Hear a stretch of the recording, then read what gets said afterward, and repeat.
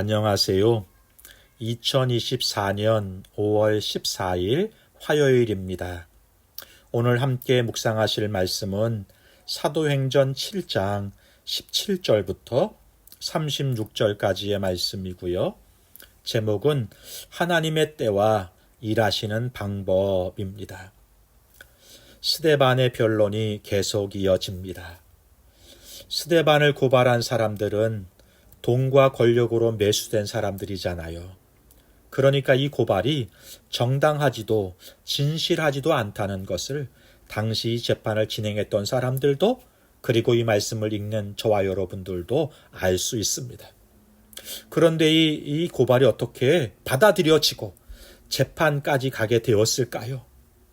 이것은 이 재판을 진행하는 사람들 대부분이 자기 권력과 기반을 지키려고 들기 때문인 것이고요. 어떤 사람들은 메시아를 기다리는데 너무 오래 기다린 거예요. 기다리다가 지치고 힘겨운 과정을 지나가면서 자기 생각에 고착이 되고 고정관념이 강화가 돼가지고 신앙의 껍데기만 붙잡고 살면서 아집과 고집만 남았어요. 그래서 새로운 환경과 교훈을 받아들이려고 하지 않게 된 것이죠. 이런 사람들이 스데반과 제자들이 전하는 새로운 성경 사상과 복음을 받아들이지 못하게 된 것이고요. 이런 일은 오늘도 우리 교회 속에서 수많은 갈등을 만들고 그리스도에게까지 자라가야 될 성도들이 자라가지 못하게 되는 장애 요소가 되어버린 것입니다. 사랑하는 성도 여러분, 진리는 변함이 없지만 우리 하나님이 진리를 드러내시는 방법은, 성취하시는 과정은 창조적이고 그때그때마다 다양하게 일하신다는 사실을 알고 오늘 우리의 믿음의 삶이 온유하고 유연해질 수 있었으면 좋겠습니다. 본문을 함께 보죠. 스데반은 아브라함으로부터 시작해서 이스라엘의 역사를 요약해 가면서 신앙적인 도전과 복음을 계속 전합니다. 먼저는 요셉의 이야기를 통해서 말씀했어요. 우리 조상들이 요셉을 시기하고 노예로 팔아버렸지 않느냐 고발해요. 그렇게 오늘 우리가 예수를 그렇게 시기하고 팔아버렸다 고발하는 거예요. 그러나 우리 하나님은 그 요셉을 통해서 가뭄 가운데 죽어갈 이스라엘을 구원하셨다 말씀했습니다. 스데반은 이번에는요 모세의 이야기를 통해 복음을 전해요. 17절에 하나님이 아브라함에게 약속하신 때가 가까움에 이스라엘 백성이 애굽에서 번성하여 많아졌다 말씀합니다. 아브라함에게 우리 하나님이 바다의 모래처럼 하늘의 별처럼 많은 민족을 이루게 하시겠다고 약속하셨거든요. 이 말씀을 때가 되어 이루셨다고 말씀하고 있는 것입니다. 가나안에 큰 가뭄이 찾아왔어요. 먹을 것이, 살 것이 없었어요. 그래서 애굽으로 내려갈 때에 야곱의 가족은 70명이었습니다. 그런데요, 애굽에서 나올 때 남자만 60명이 넘었다고 하니까 여자와 아이들까지 합치면 최소한 200만 명이 넘는 인구가 되어버린 거예요. 우리 하나님은 이렇게 약속을 성취하시는 분입니다. 그런데요, 우리 하나님은 약속을 지키시는 분이시지만 일하시고 성취하실 때가 있다라고 말씀하고 있는 것이죠. 헬라어에서요, 시간을 의미하는 단어가 두 가지가 있어요. 물리적인 시간, 연대적인 우리가 살아가는 24시간의 시간인 크로노스를 말하고요. 또 하나는 어떤 순간과 기회를 의미하는 카이로스의 시간이 있다고 말해요.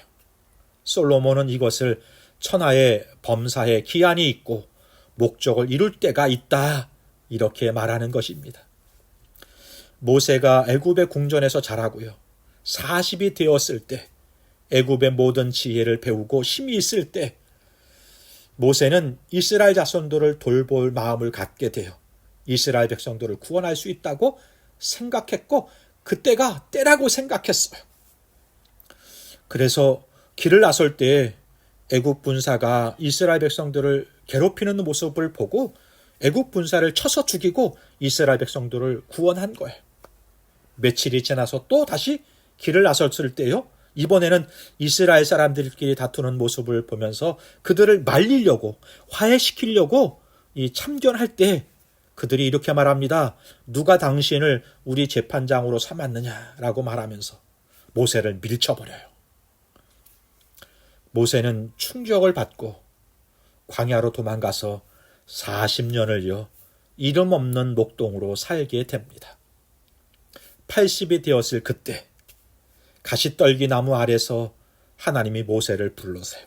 그리고 이스라엘을 구원하기 위해 애굽으로 보냄을 받게 되는 것입니다.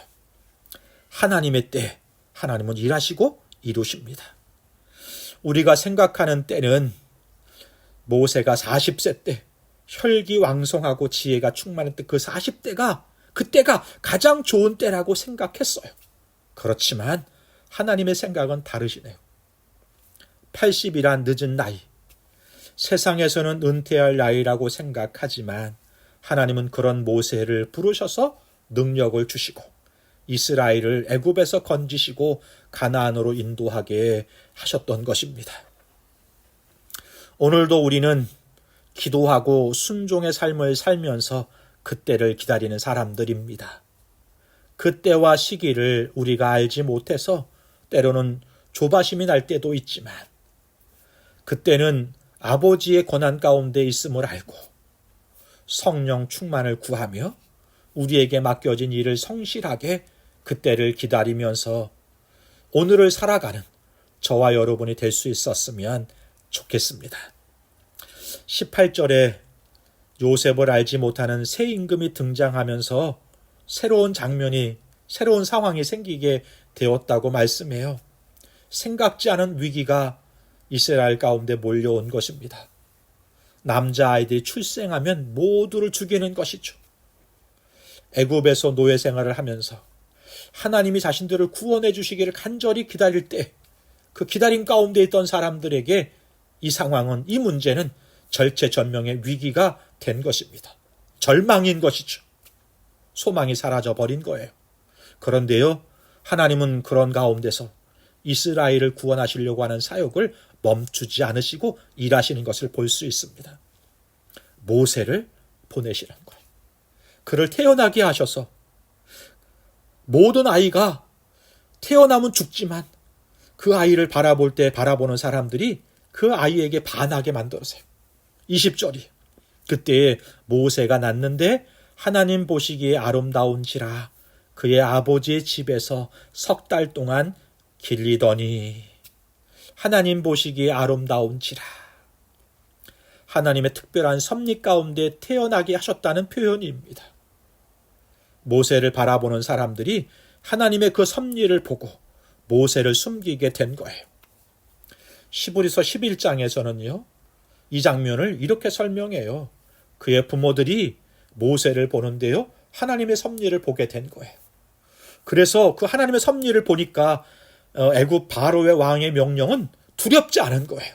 무섭지 않은 거예요. 우리 하나님은 세상의 어떤 왕보다 강하시고 우리가 만나는 어떤 문제보다 크신 분이라는 것을 깨닫게 되니까 두렵지 않은 거예요. 스데반은 이스라엘 조상들이 시기함으로 팔아버린 요셉을 통해 일하시고 자기 백성을 구하고 화해시키려고 하셨던 모세를 누가 우리 재판장으로 세웠느냐면서 우리 조상들이 그를 배척했다고 말하면서요, 그런 모세를 통해 하나님이 애굽에서 이스라엘을 구원하셨음을 증명합니다. 지금 예수를 시기하고 배척하는 당신들의 모습을 돌아보라, 이렇게 도전하고 있는 것이죠.